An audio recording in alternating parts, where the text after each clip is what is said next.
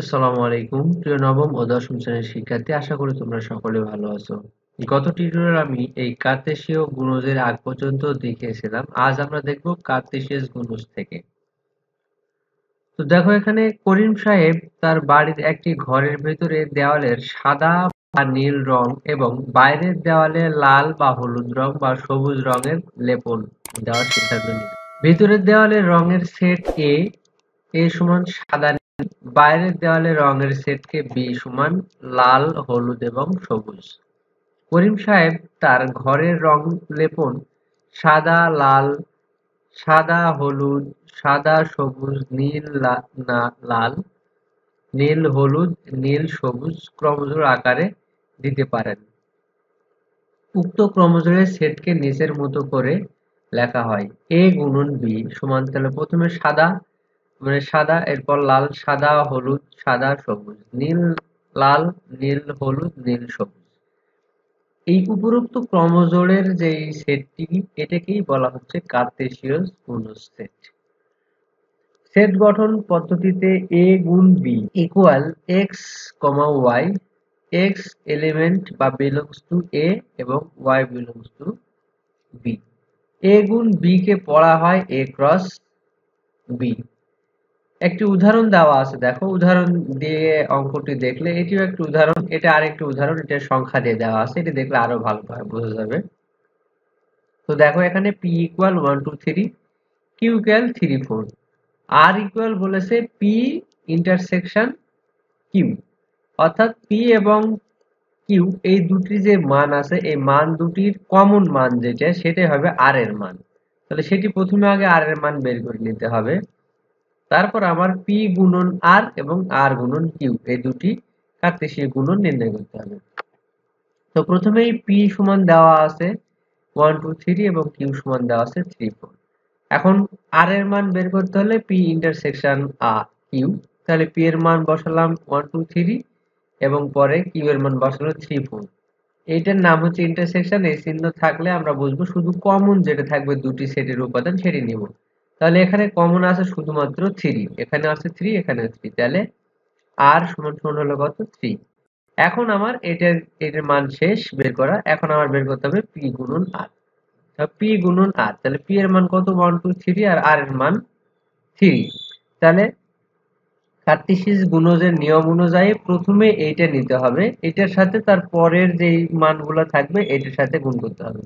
তাহলে 1 এর সাথে 3, যেহেতু আরেকটা যদি থাকতো তাহলে 1 এর সাথে আরেকটা মান হতো, যেহেতু নাই সেহেতু পরেরটা যাব 2 এর সাথে 3 আবার 3 এর সাথে 3। দেখো এই তিনটি কিন্তু মান।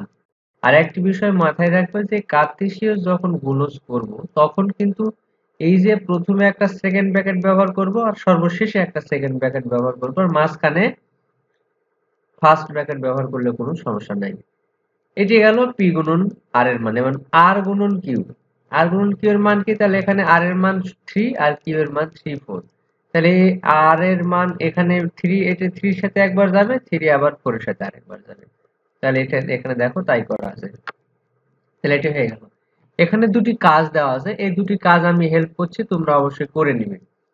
দেখো তাহলে কি করব, প্রথমেই প্রথম কাজটি x by 2 plus y by 2 সমান সমান এই 1, অর্থাৎ এখানকার যে 1 আছে সেই 1 ধরে নিব, এটা দিব 1 নম্বর সমীকরণ। আবার x by 3 plus y by 2 এটা সমান সমান এখানে যে মানটা থাকবে, অর্থাৎ এখানে 1 আছে এই মানটা ধরে নিব, নিয়ে এটার মান দিব হচ্ছে 2 নম্বর সমীকরণ। এখন 1 এবং 2 নম্বর সমীকরণ ক্যালকুলেশন করতে হবে, সেটা যেই মানটা তোমরা কাটতে চাও সেই মানের যে সংখ্যাগুলো আছে সেটা দ্বারা উভয় পক্ষেই গুণ করলে, যেভাবে এই যে আগের একটা অঙ্ক আমি গত টিউটোরিয়ালে দেখিয়েছি এই অনুযায়ী, এই যে এখানে 1 এবং 2 নম্বর সমীকরণ, এই সমীকরণে যেভাবে মিলানো হয়েছে এই মিলিয়ে 1 ও 2 নম্বর সমীকরণকে ক্যালকুলেশন করে একটা x এর বা y এর মান পাবা, সেই y বা x এর মান আবার আরেকটা সমীকরণে বসাইলে x এর মান পাওয়া যাবে। আর খ নাম্বার কার্তেশিয়াস গুণন, এই যে এখন যে অঙ্কটি করলাম ওইটা আর এটা প্রায় সেম। এই অঙ্কটি এভাবে প্রথমে আগে পি ইউনিয়ন কিউ এটার মান বের করে নিবে, তারপর আর এর সাথে গুণজ করবে, আবার এটা পি ইন্টারসেকশন কিউ এর মান বের করে কিউ এর সাথে গুণ হয়ে যাবে। এখানে আরেকটি গুরুত্বপূর্ণ উদাহরণ দেওয়া আছে, সেটি হচ্ছে 13। যে সকল স্বাভাবিক সংখ্যার দ্বারা 311 এবং 419 কে ভাগ করলে প্রতি ক্ষেত্রে ভাগশেষ কত থাকবে? 23। প্রতি ক্ষেত্রে 23 অবশিষ্ট থাকে, এদের সেট নির্ণয় করতে হবে। তাহলে 311 এবং 419 কে ভাগ করতে হবে, করে কত থাকবে? প্রতি ক্ষেত্রে 23 থাকবে। এটি নির্ণয় করার জন্য প্রথমে আমরা 23 বিয়োগ করে নিব দুটি সংখ্যা থেকেই। তাহলে যে স্বাভাবিক সংখ্যা সমাধান, যে স্বাভাবিক সংখ্যা দ্বারা 311 এবং 419 কে ভাগ করলে প্রতি ক্ষেত্রে 23 অবশিষ্ট থাকে, সেই সংখ্যা হবে 23 অপেক্ষা বড়। এবং 311 বিয়োগ 23 সমান সমান 88 এবং 419 বিয়োগ 23 সমান 396 এর সাধারণ গুণনীয়ক। এই দুটির যে গুণনীয়ক থাকবে সাধারণ মানে কমন, সেটি। তাহলে 23 অপেক্ষা বড় 288 এর গুণনীয়ক সেট হবে এ, এবং এখানে দেখো তাই দেওয়া আছে। আবার 23 অপেক্ষা বড় 396 এর গুণনীয়ক সেট হবে বি। তাহলে এ সেটে পেয়েছি 23 অপেক্ষা বড় 1 দ্বারা গুণ করা যাবে। 1 গুণ 288 করলে পাবো 288, আবার 2 গুণন 144, 3 গুণন 96, 4 গুণন 72, 6 গুণন 48, 8 গুণন 36, 9 গুণন 32। এরপর 12 গুণন 24, 16 গুণন 18। এখানে যে মানগুলো পাওয়া গেছে বলা হয়েছে কি 23 অপেক্ষা বড়। তাহলে 23 অপেক্ষা বড় কোন কোন মান আছে? এখানে প্রথমেই আছে, আমরা এখান থেকে ধরে নিতে পারি যে 24।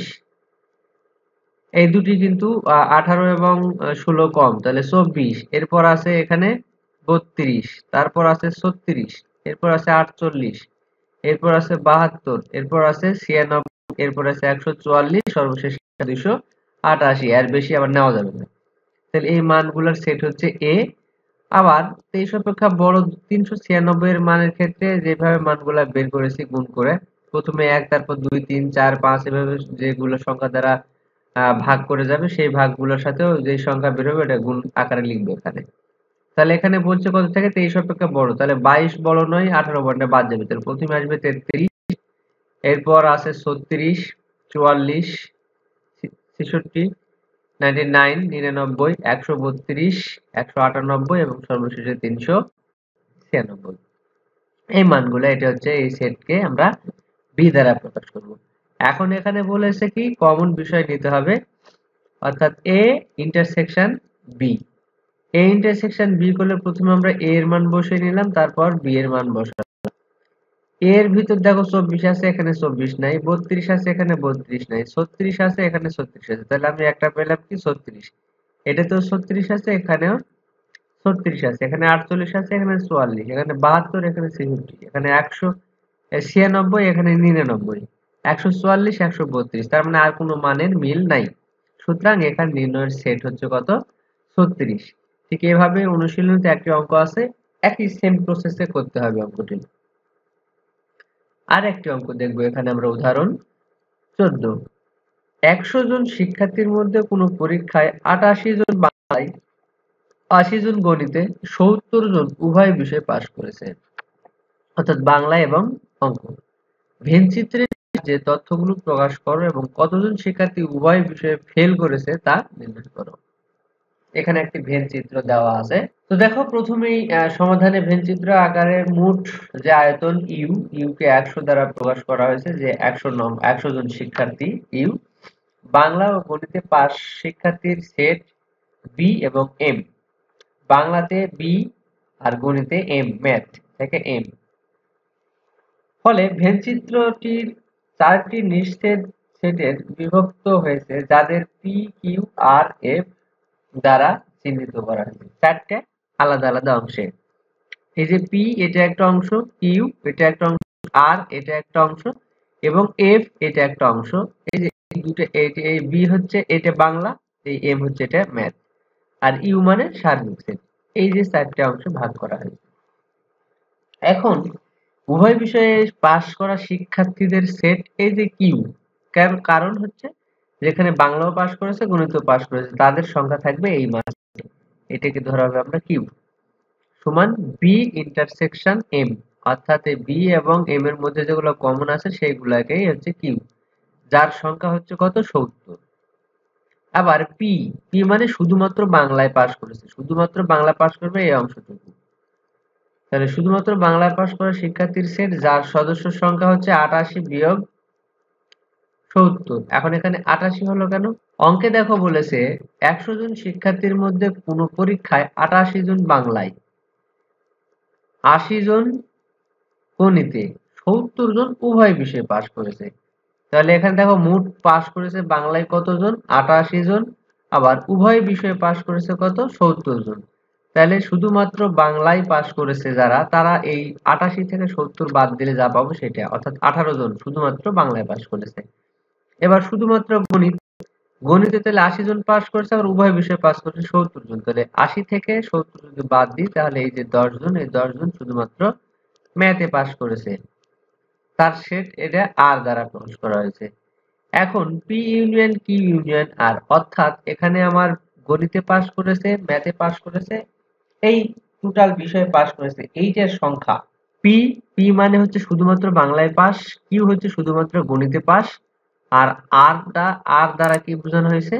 আর দ্বারা বোঝানো হয়েছে যে বাংলা গণিত উভয় বিষয়ের পাস। এটাই সমান সমান বি ইউনিয়ন এম, অর্থাৎ এই যে এই কিউ অংশটুকু, বি ইউনিয়ন এম মানে পুরো অংশ, দুঃখিত এটা পুরো অংশ, বি ইউনিয়ন এম মানে এটা পুরো অংশ। যে কোনো একটি বিষয়ে বা উভয় বিষয়ে পাস শিক্ষার্থীদের সেট যার সদস্য সংখ্যা পি পেয়েছি 18, কিউ পেয়েছি 10, আর আর আরেকটার কি মান পেয়েছি 70, উভয় বিষয়ে পাস এম। তাহলে এর সমান সমান 98%, অর্থাৎ এরা 98% শিক্ষার্থী পাস করেছে। তাহলে ফেল করছে কত? মোট শিক্ষার্থী 100। তাহলে উভয় বিষয়ে ফেল করা শিক্ষার্থীদের সেট যার সংখ্যা মোট 100 থেকে 98 বাদ দিলে 2 জন, অর্থাৎ উভয় বিষয়ে ফেল করেছে 2 জন শিক্ষার্থী। তো প্রিয় শিক্ষার্থী, আজ এ পর্যন্ত। সামনের টিউটোরিয়ালে আমরা এই অনুশীলনের অঙ্কগুলো করার চেষ্টা করব। সেই পর্যন্ত সবাই ভালো থাকো, সুস্থ থাকো। আল্লাহ হাফেজ।